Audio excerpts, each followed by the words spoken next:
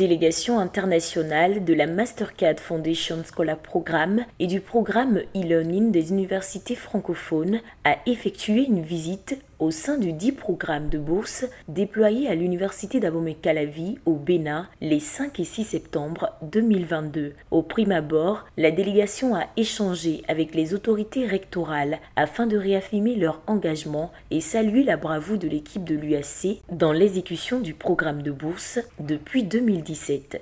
La première nouvelle que j'aimerais donner, c'est vous rencontrer en personne et vous remercier. Vous remercier pour le travail qui a été abattu.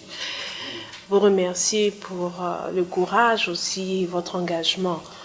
Nous sommes très heureux, très honorés d'être là parce que l'université Abomey-Calavi, comme vous le savez, est la première université francophone en Afrique dans notre réseau. Et donc, c'est vraiment un honneur et je dirais un privilège pour nous d'être là aujourd'hui et de voir les personnes en fait qui travaillent de façon assidue et avec courage et abnégation depuis des années dans le cadre de ce programme. Pour planter le décor, la projection d'une petite vidéo bilan a permis aux hôtes d'apprécier les travaux menés dans le déploiement du programme à l'université d'Abomey-Calavi. Le coordonnateur du programme de bourse à l'UAC souligne 3 grands développements institutionnels engendrés par le programme tout en notifiant les quelques défis qui restent à relever.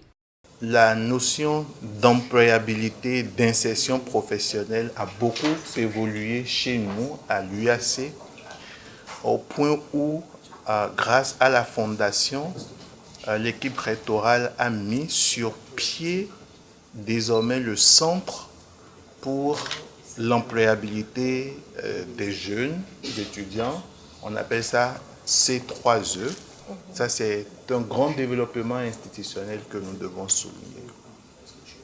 Dans le même temps, pour être en ligne avec la stratégie de l'Afrique de l'Ouest en matière d'agriculture, la faculté des sciences agronomiques a lancé le développement d'un village entrepreneurial pour supporter le développement des prototypes, accompagner les formations, surtout au niveau de l'agribusiness. Et une étude de faisabilité a été finalisée récemment, toujours sous la coupole de Mastercard Foundation et l'appui au système de production des éléments concrets pour mettre en synergie ce qui existe déjà. Le second élément, c'est au niveau de l'apprentissage en ligne, le e-learning, qui, à l'orée de la pandémie, nous a tous obligés à changer d'approche. Il se trouve que nous sommes restés longtemps en discussion avec la Fondation pour nous appuyer par rapport à des équipements pour faciliter la chose. Je dois avouer qu'à ce niveau, nous n'avons pas réellement connu de succès. Nous allons en discuter plus en détail. Mais le e-learning est une dimension importante pour nous. Et nous avons, avec votre appui, commencé par former des enseignants dans le réseau e-learning pour que l'université d'Abomey-Calavi puisse disposer d'une cohorte pour faciliter, pour amplifier l'approche e-learning. Donc nous avons encore beaucoup de défis à relever à ce niveau. Le troisième élément que je souhaite évoquer, c'est l'initiation d'un centre pour les handicapés. La représentante de la délégation revient sur les objectifs de cette visite, mais aussi aborde la prochaine phase du partenariat qui inclut une stratégie majeure de la Fondation Mastercard, à savoir le Young Africa World. La priorisation de la jeunesse africaine, son accès à l'éducation de qualité vers une employabilité sans faille. Nous sommes là aujourd'hui pour discuter ensemble aussi comment nous pouvons travailler ensemble pour contribuer à cet objectif commun en fait qui est vraiment de voir nos jeunes réussir en Afrique. Le programme à l'université Abomey-Calavi existe bien avant même Young Africa Worlds. Donc comment nous projeter dans Young Africa Works en prenant appui en fait sur ce que vous avez fait ici auparavant. Apprendre de vous, apprendre de vos expériences, bien comprendre le contexte dans lequel vous opérez et nous projeter ensemble et co-créer ensemble ce programme pour un second partenariat avec l'Université Abomey-Calavi. Lorsque j'ai fait allusion aux membres de la délégation de l'Université internationale des États-Unis en Afrique, en parlant du e-learning, nous avons vu également l'importance de l'enseignement en ligne depuis la pandémie. Comme vous le savez, toutes les universités dans le monde ont été impactées par cette pandémie-là et Abomey-Calavi a dû subir aussi de plein fouet les effets de cette crise. Et nous venons dans l'optique vraiment d'apprendre aussi et de savoir comment vous avez fait pour développer cette résilience-là qui vous a permis d'être là aujourd'hui et de permettre à vos étudiants de pouvoir poursuivre leurs études. En évoquant le besoin d'inclure au plus vite un système de e-learning viable et fiable pour les étudiants, Evelyne Mussa, coordonnatrice du réseau e-learning, demande l'indulgence des autorités ministérielles pour une synergie d'action afin qu'une plateforme soit accessible et simple d'utilisation.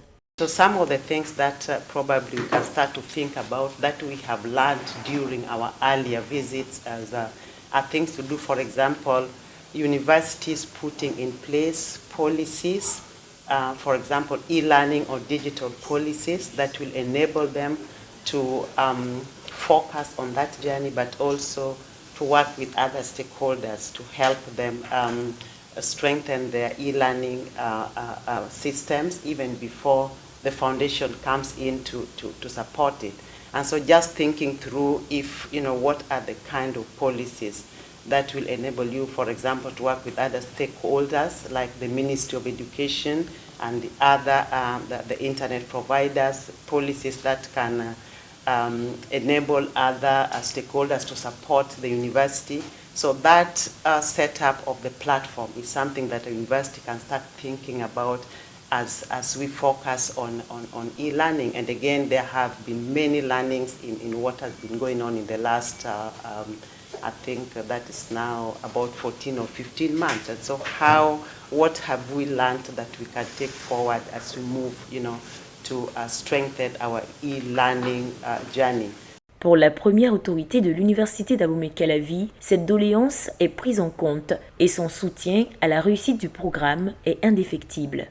Mon soutien à la réussite du programme n'est pas à marchander. Je prends l'engagement au nom de toute la communauté universitaire pour nous accompagner pour la réussite de ce programme-là. Il ne me reste maintenant que 3 mots, à savoir plaisir, remerciement et succès.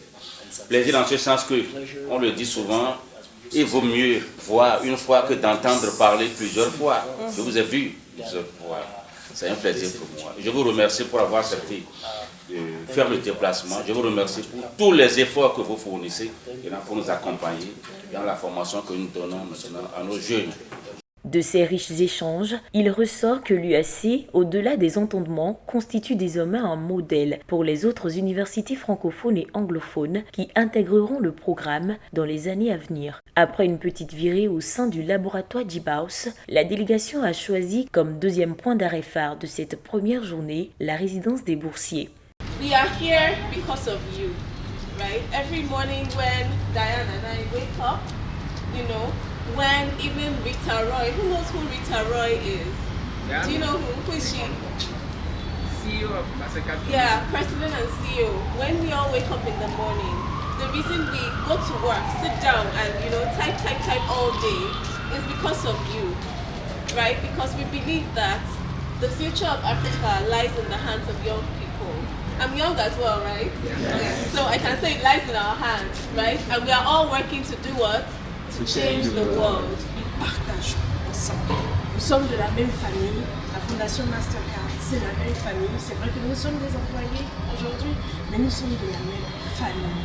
Donc merci à tous et merci pour le beau travail que vous faites. Quelques boursiers ont accepté l'incursion dans leur dortoir et ont échangé avec les membres de la délégation sur leur habitat et la cohabitation avec leurs camarades. C'est pour ça que je vais faire ça. C'est tellement intéressant qu'ils ont connu ça eux-mêmes. C'est que les visiteurs ici étaient sidérés quoi, et on voulait aussi. Donc d'autres nous contactaient. C'est comme ça, bien que j'étais en formation, j'avais commencé par faire des aquariums aux gens. Depuis 2 ans, ils sont venus. Dans le même temps, une autre partie de l'équipe s'est attelée à visiter les locaux du campus numérique francophone, AUF, et du campus virtuel africain, CVA.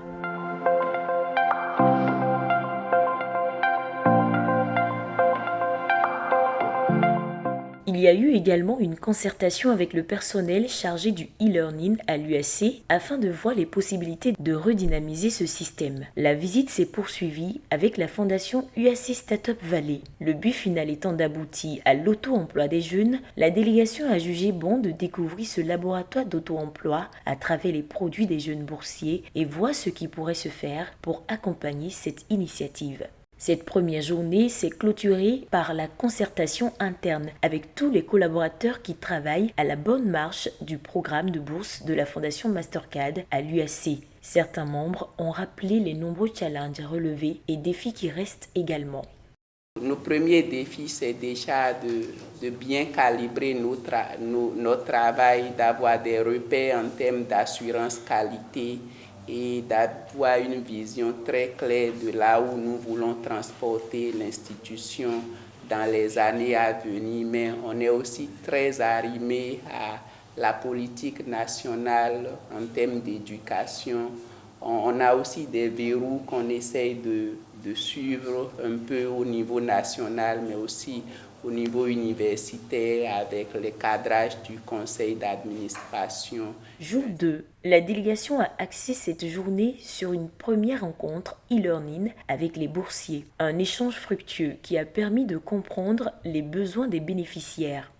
What's a little bit difficult in that case is when you face an issue while learning, it's difficult to reach out to the owner of the course. I'm talking about the teacher. It's difficult to reach out to him and ask him what to do in order to solve the problem. Toujours dans le sens de se rapprocher des boursiers et comprendre comment ils évoluent en général, une session spéciale s'est déroulée en présence de tous les boursiers, du coordonnateur du programme, du vice-recteur chargé de la coopération interuniversitaire, de la représentante du comité de sélection des boursiers et de la délégation. Le vice-recteur remercie la Fondation Mastercard pour sa contribution à un meilleur encadrement des jeunes boursiers.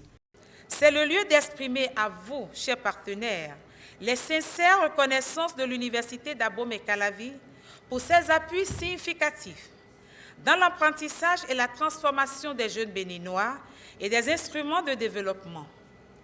Nous vous disons merci. C'est également le lieu de rappeler que le présent programme s'est aligné essentiellement sur 2 objectifs de plan stratégique de développement de l'Université d'Abomey-Calavi, c'est-à-dire l'objectif stratégique numéro 1, qui est d'assurer un enseignement équitable et de qualité, et l'objectif numéro 3, qui vise à mettre la coopération interuniversitaire et institutionnelle au service du développement. Les contributions du programme de bourse à l'amélioration des résultats liés à ces 2 objectifs sont diverses et significatives.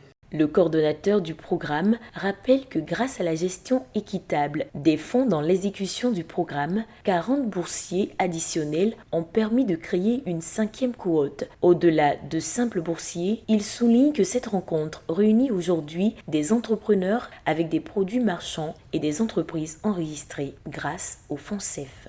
Dans les vicissitudes, les méandres du développement du programme, nous avons pu sauvegarder 40 bourses additionnelles qui ne faisaient pas partie de la cohorte initiale, 40 bourses qui n'étaient pas comptabilisées parmi les 200 qu'on devrait attribuer aux boursiers juniors, juste parce que nous avons su mobiliser, gérer les ressources de façon à développer des économies pour ajouter une 5e cohorte au lieu de ce qui était prévu à la base.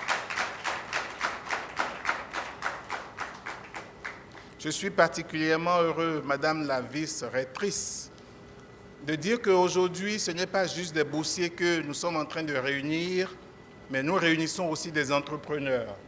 Si vous regardez dans l'arrière-cour de la salle, vous allez voir plusieurs prototypes que je peux appeler déjà des produits marchands, des produits qui sont sur le marché, qui sont dans des supermarchés, des produits qui sont livrés par des entreprises enregistrées.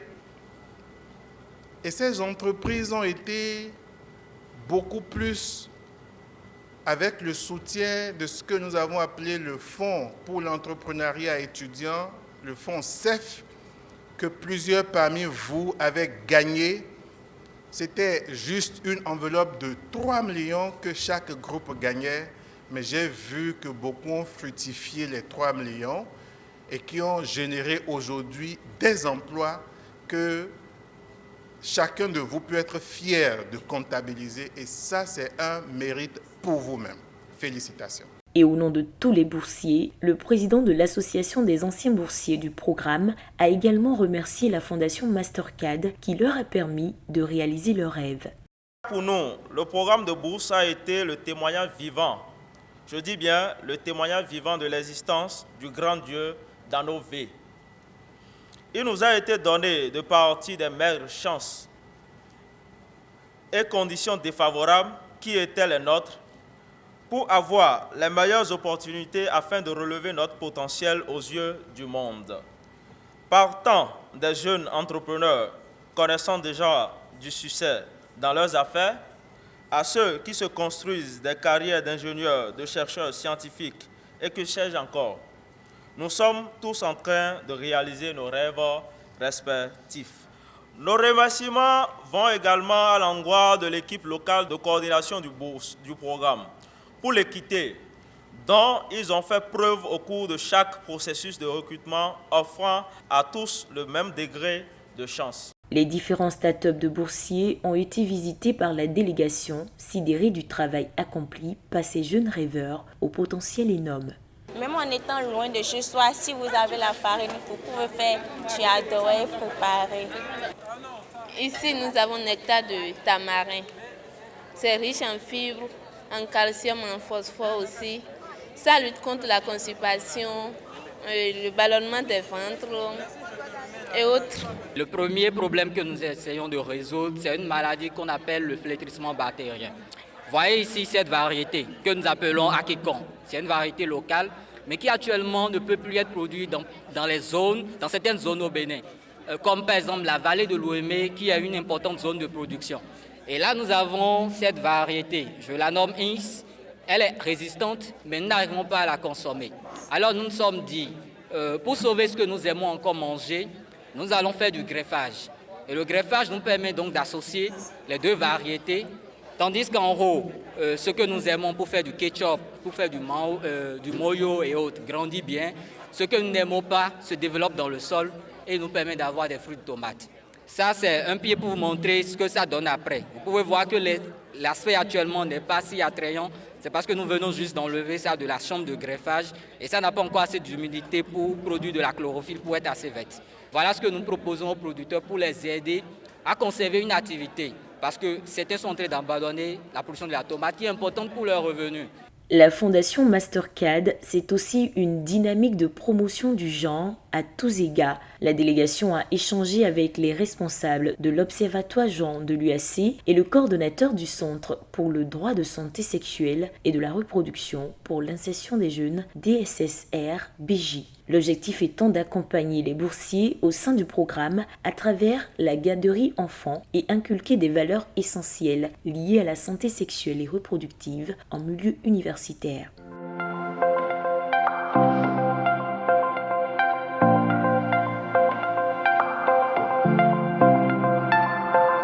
Au cours des 2 jours d'observation et de concertation de la délégation internationale de la Mastercard Foundation Scholar Programme au Bénin, plusieurs éléments ont été abordés afin de redynamiser l'appui de la Fondation Mastercard à l'UAC. Le renouvellement du programme est donc en cours pour une vision plus grande vers l'atteinte d'objectifs plus colossaux.